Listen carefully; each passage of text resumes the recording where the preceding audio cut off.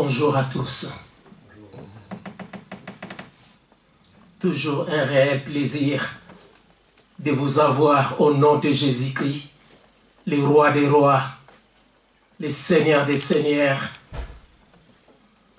Aujourd'hui, c'est pour chacun et chacune le temps de goûter la grâce et la paix de Dieu, un Dieu sauveur qui appelle à la repentance.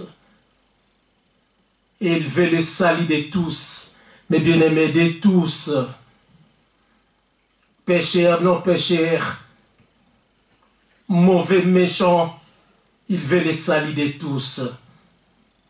Mais pour celui ou celle qui reste incrédule, qui ne croit pas et qui doute, la colère de Dieu demeure sur lui.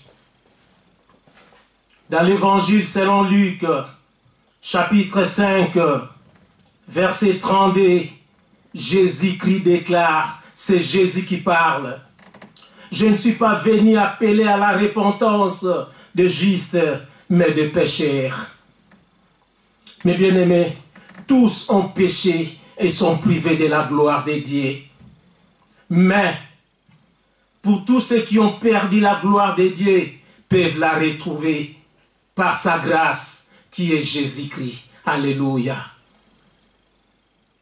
La parole de Dieu dit dans Jérémie chapitre 26, le verset 13, « Maintenant, corrigez vos voies et vos œuvres, écoutez la voix de l'Éternel, votre Dieu, et l'Éternel se repentira du mal qu'il a prononcé contre vous. » Les chrétiens et chrétiennes peuvent et doivent se repentir. Écoutons la déclaration de l'apôtre Paul dans 2 Corinthiens, chapitre 12, verset 21. Je lis 2 Corinthiens 12, 21.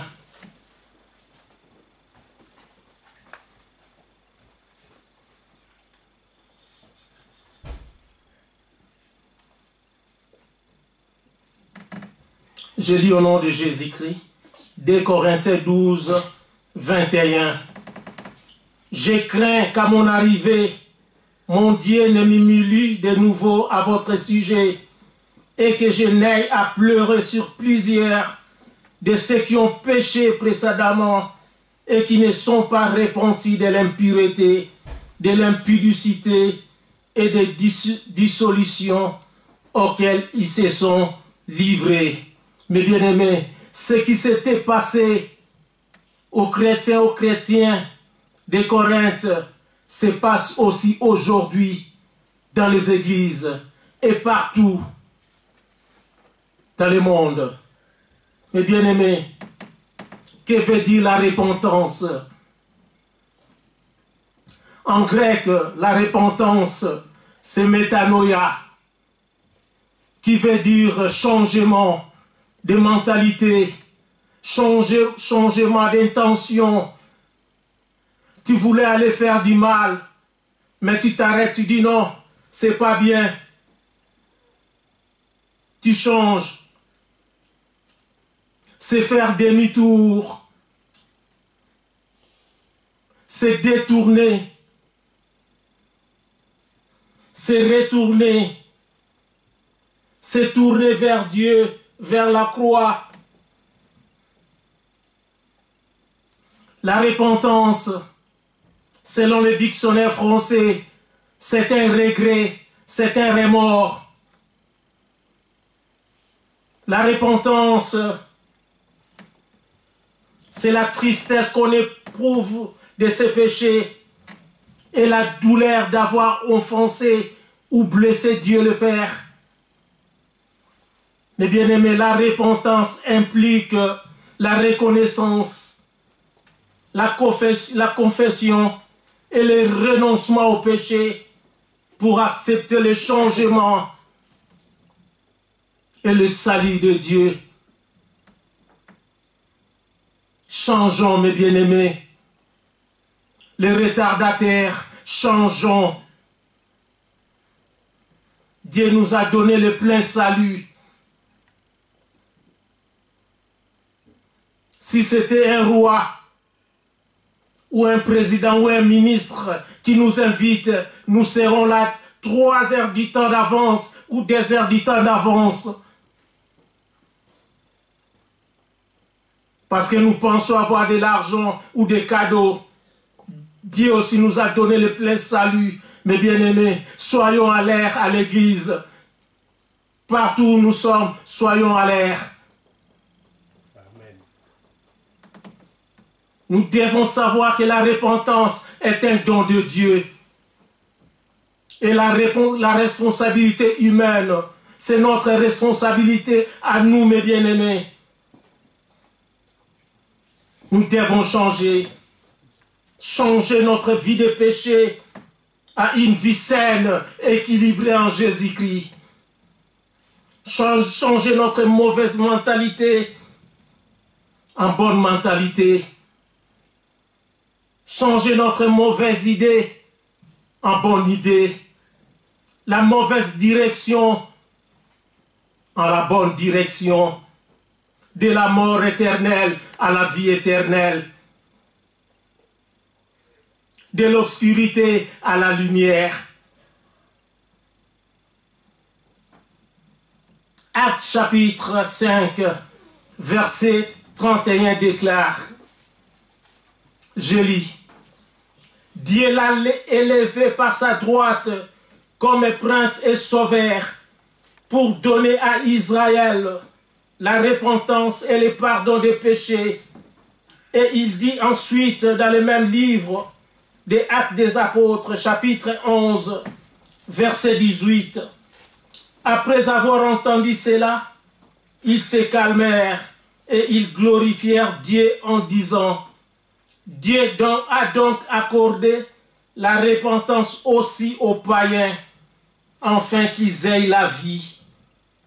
Mes bien-aimés, nous sommes Israël en esprit.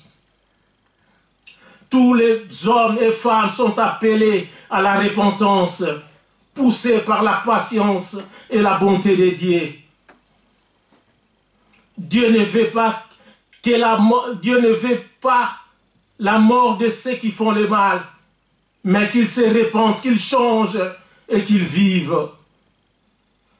Dieu aime les pécheurs, mais pas les péchés. Il n'aime pas les péchés, mes frères et sœurs. La repentance, c'est le renoncement. Renoncer sa vie pour Jésus-Christ. Renoncer à la convoitise de ce monde, au plaisir de ce monde. Renoncer aux mensonges, aux critiques, à l'injustice, à la cupidité. On veut tout avoir. En maltraitant les autres, en rabaissant les autres.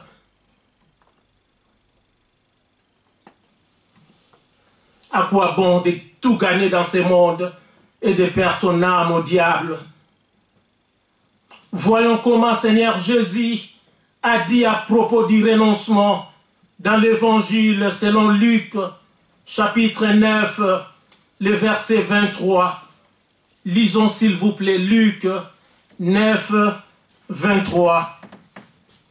Je lis au nom de Jésus-Christ.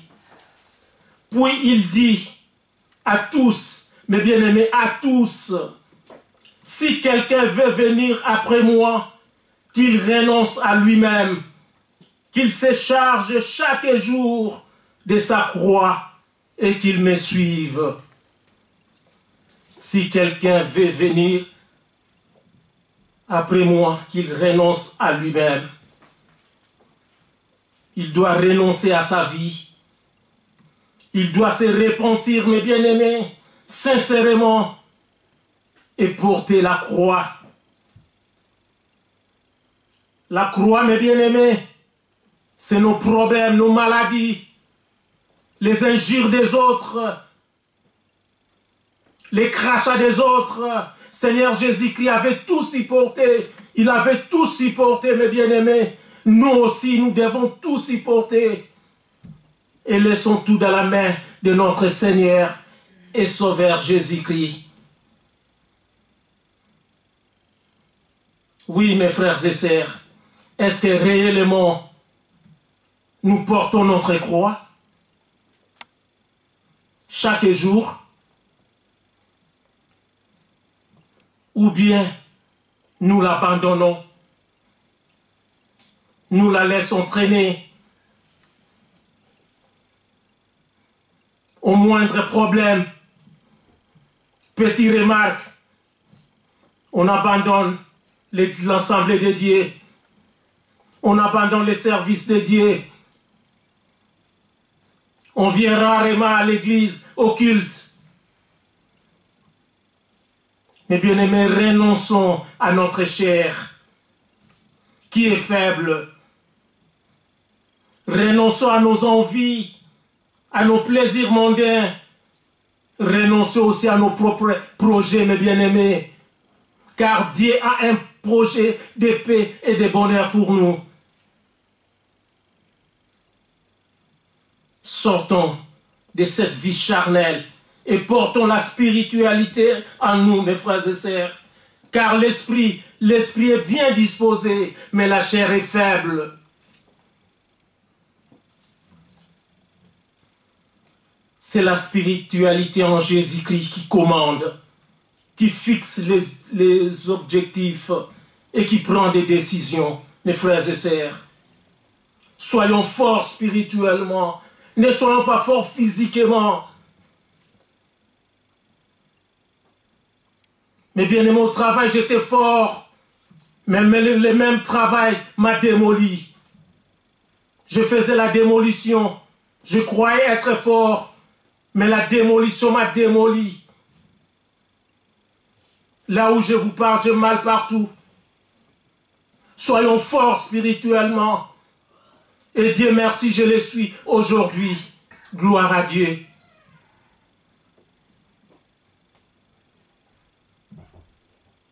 Mes frères et sœurs, est-ce que Dieu est notre priorité? Ou bien nous avons autre chose qui sont prioritaires et qui nous bloquent la route pour suivre Seigneur Jésus-Christ?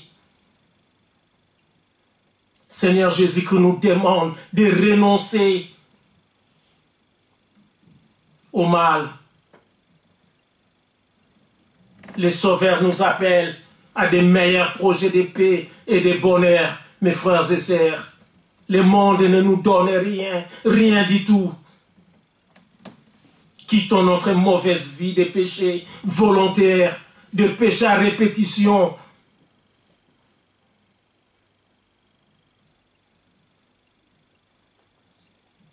Débarrassons-nous aussi des mauvaises pensées, des mauvaises actions, mes frères et sœurs. Nous devons changer radicalement. Aujourd'hui, beaucoup sont perdus même dans les églises parce que leurs vies ne sont pas conformes, ne sont pas semblables à leur foi. Si nous sommes chrétiens et chrétiennes, nous devons avoir des qualités essentielles pour marcher comme Seigneur Jésus-Christ. De nos jours, nous voyons des chrétiens et chrétiennes, dès qu'ils sont baptisés, ils abandonnent l'assemblée de Dieu. Ils négligent la Sainte Seine. Ils vivent comme l'air bon les semble. Ce n'est pas ça, être disciple de Jésus-Christ.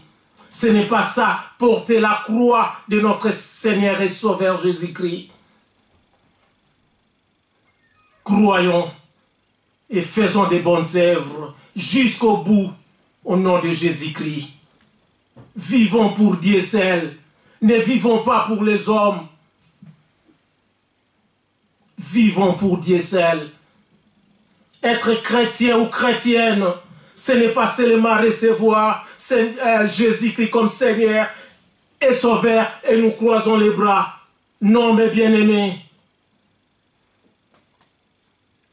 Nous devons aussi marcher à son image, à sa ressemblance. Marcher avec lui de manière sincère, en aimant les autres comme il nous a aimés, sans distinction de couleur ou de peau.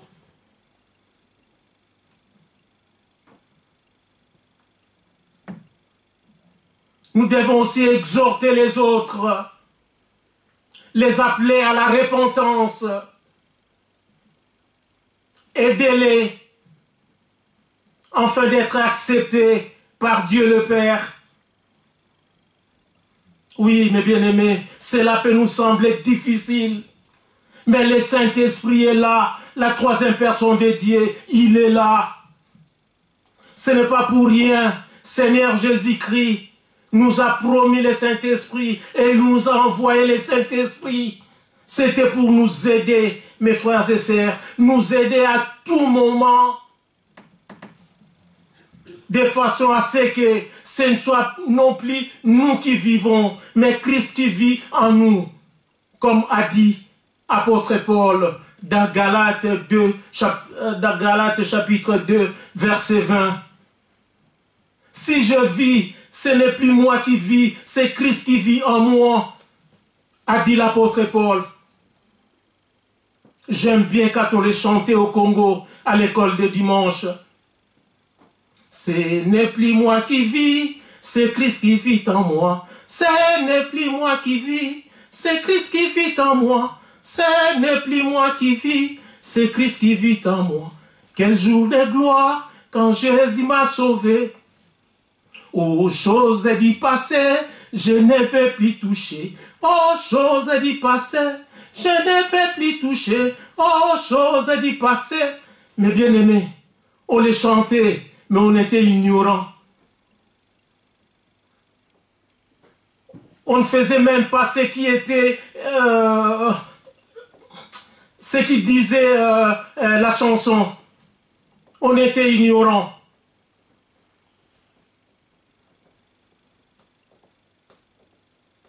Mais aujourd'hui, je suis intelligent. J'ai changé, mes frères et sœurs. J'évite les choses passées. Je regarde mon futur, qui est Jésus-Christ de Nazareth. C'est ça que nous devons faire à tout moment, mes frères et sœurs. Laissons le Saint-Esprit nous conduire, nous diriger. Le Saint-Esprit change, le Saint-Esprit transforme. Si nous nous laissons à lui, il va nous transformer.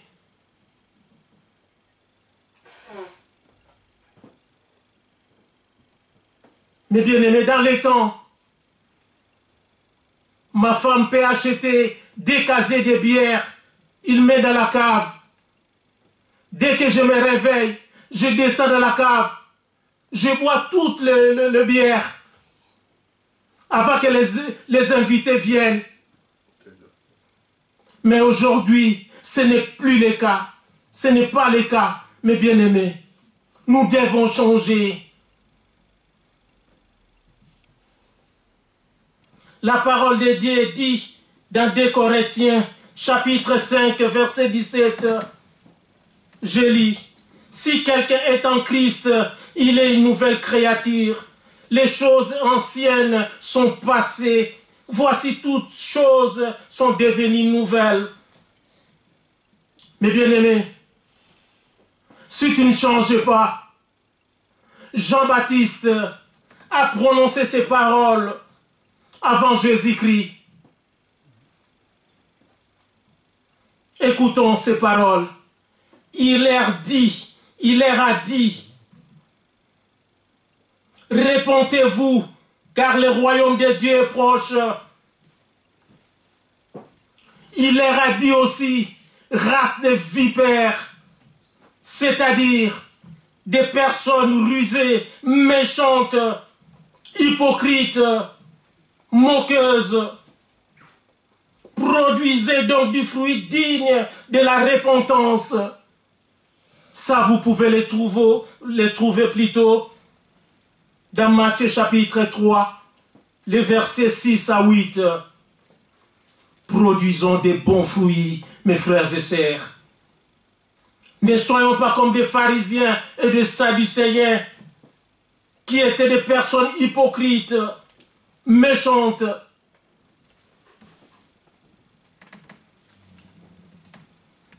Soyons matures, mes bien-aimés. Ne soyons pas comme des bébés spirituels qui ont besoin du lait.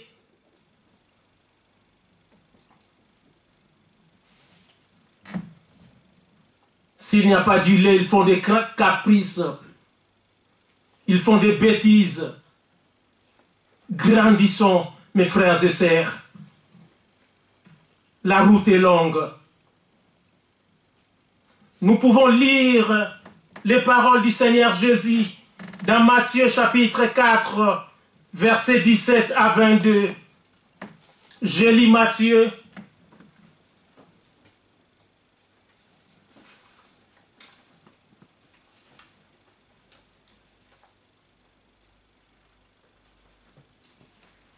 Matthieu chapitre 4,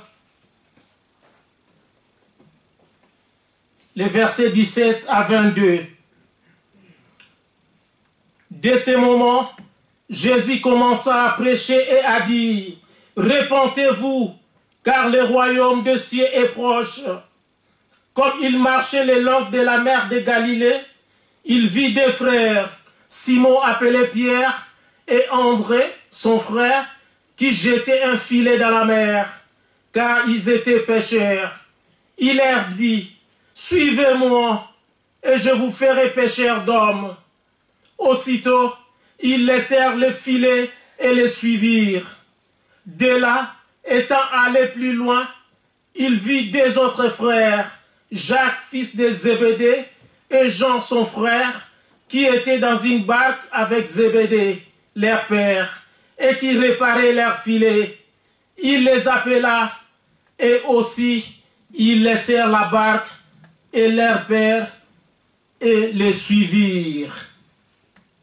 Mes bien-aimés, dans ces versets, nous voyons le changement de vie, de vision, le changement de projet, d'esprit de ces hommes pour suivre Seigneur Jésus-Christ. Ils ont laissé leur barque, ils ont laissé les poissons pour suivre Seigneur Jésus-Christ. Pour quelles raisons, mes frères et sœurs, ne faisons pas de même? Que le Saint-Esprit nous aide de changer complètement. Ayons une foi qui se traduit par des actes continuels jusqu'à notre mort. Persévérons, mes bien-aimés. Nous voyons aussi l'apôtre Pierre dire dans Actes des Apôtres, chapitre 2, verset 38, « Repentez-vous et que chacun de vous soit baptisé au nom de Jésus-Christ pour le pardon de vos péchés et vous recevrez les dons du Saint-Esprit. »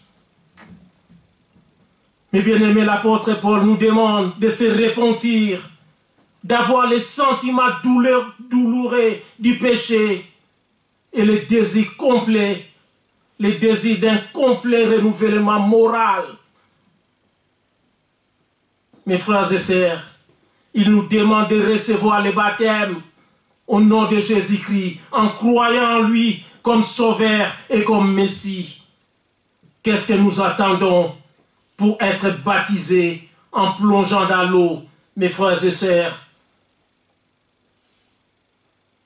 Des grâces sont promises, des grâces divines sont promises à ceux qui se repentiront et seront baptisés. La première grâce, mes bien-aimés, c'est le pardon des péchés qui rend la paix à l'âme et sanctifie. Et nous réconcilie avec Dieu plutôt. La deuxième grâce, mes frères et sœurs, c'est le don du Saint-Esprit qui nous corrige et nous sanctifie. Les chrétiens et chrétiennes peuvent et doivent se repentir.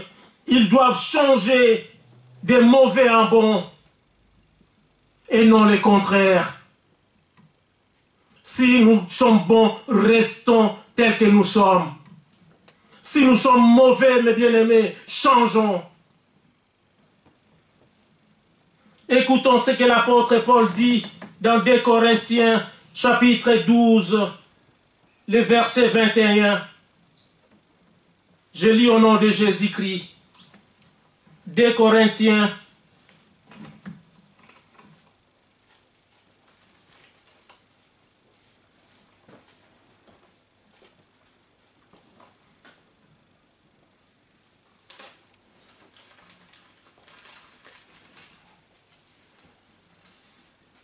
de Corinthiens 12, 21 nous dit ceci.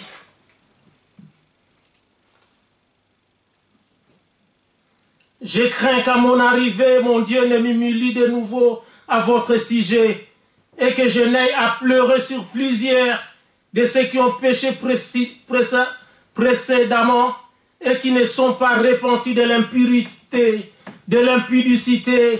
et de dissolution auxquelles ils se sont livrés. Mes bien-aimés, avec de telles abominations, faisons très attention. Dieu dira peut-être à la fin de notre vie qu'il ne nous a pas connus.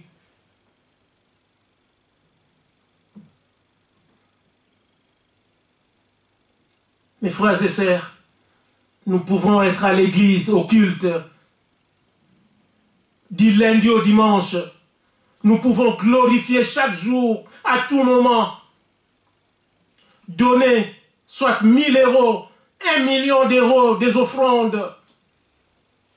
Nous pouvons faire même la construction d'une église pour Dieu.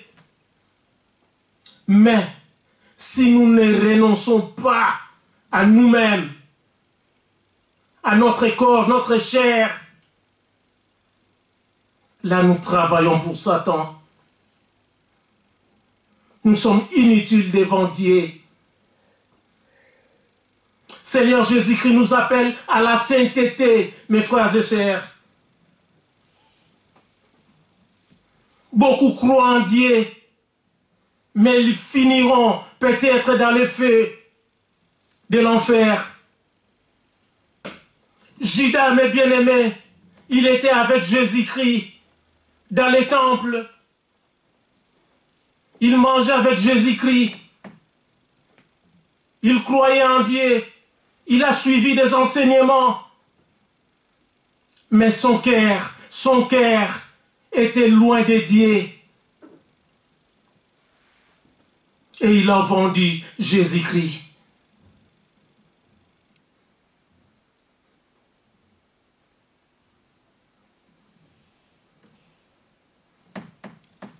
Mes frères et sœurs,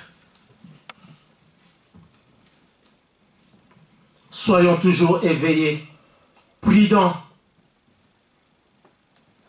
et simples. Venons lire l'histoire de Jonas qui a refusé la mission de Dieu, mais sa repentance était profonde. Lisons la prière de Jonas, la prière de sa repentance dans le livre de Jonas, chapitre 2, versets 1 à 10. Jonas,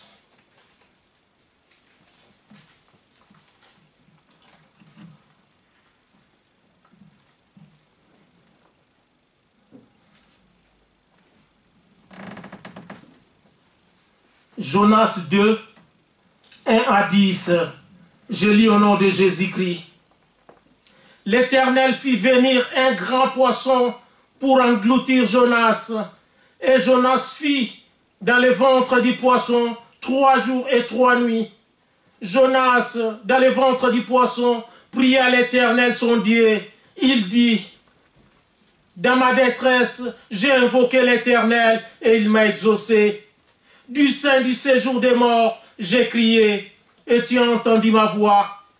Tu m'as jeté dans l'abîme, dans le cœur de la mer, et les courants d'eau m'ont environné.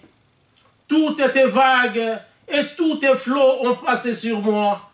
Je disais, je suis chassé loin de ton regard, mais je verrai encore ton saint temple. Quelle foi, mes bien-aimés! Jonas avait la foi. Le verset 6. Les hommes m'ont couvert jusqu'à m'ôter la vie. L'abîme m'a enveloppé. Les roseaux ont entouré ma tête. Je suis descendu jusqu'aux racines des montagnes. Les barres de la terre m'enfermaient pour toujours. Mais tu m'as fait remonter vivant de la fosse. Éternel mon Dieu. Quand mon âme était abattue au-dedans de moi, je me suis souvenu de l'Éternel. Et ma prière est parvenue jusqu'à toi dans ton saint temple. Ceux qui s'attachent à des vaines idoles, éloigne de la miséricorde. Pour moi, je t'offrirai des sacrifices avec un cri d'action de grâce. J'accomplirai les vœux que j'ai faits. Le salut vient de l'Éternel. L'Éternel parla aux poissons et les poissons vomit. Jonas, mes frères et sœurs, Jonas avait la foi à son Dieu, malgré son problème. Il s'est souvenu de son Dieu.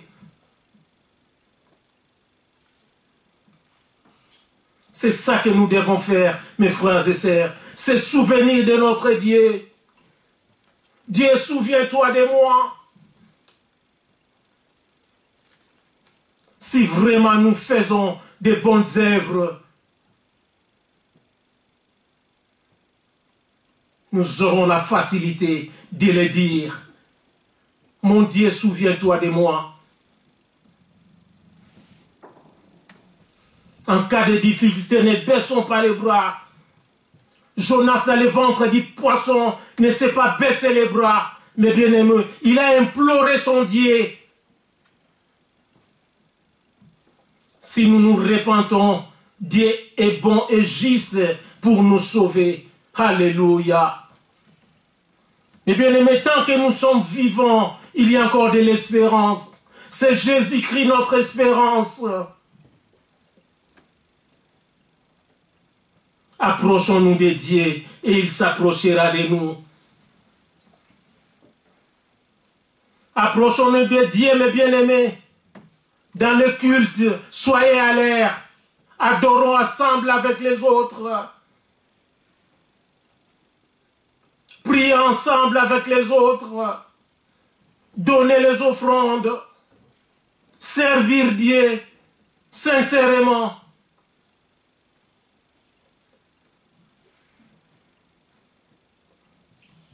De même, Job a fait la même chose, mes frères et sœurs. Job avait la foi. Malgré ses difficultés, ses problèmes, Job a dit, c'est pourquoi je me condamne et je me répands sur la poussière et sur la cendre. Job s'est repenti réellement à son Dieu. Et il a fait des actes positifs. Dieu lui a rétabli tout ce qu'il avait perdu. Mes frères et sœurs, tout ce qu'il avait perdu.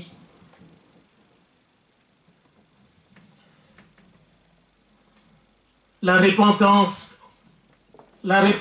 amène le soulagement, la guérison, la réconciliation, la restitution.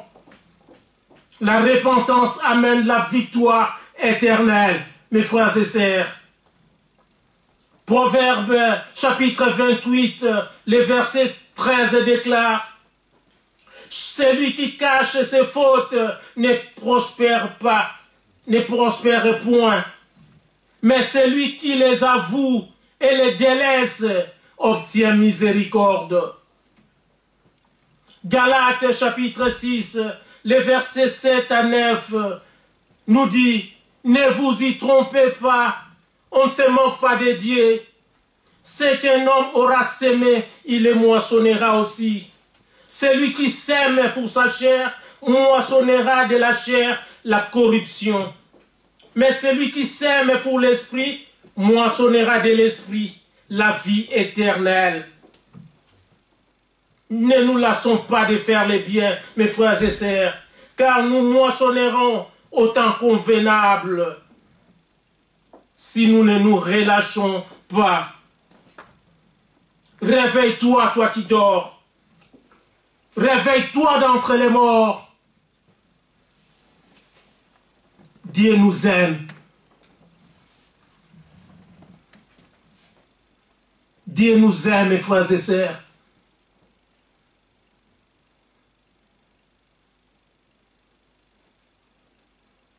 Il y a la vie et la mort. Il y a la vie et la mort, n'est-ce pas?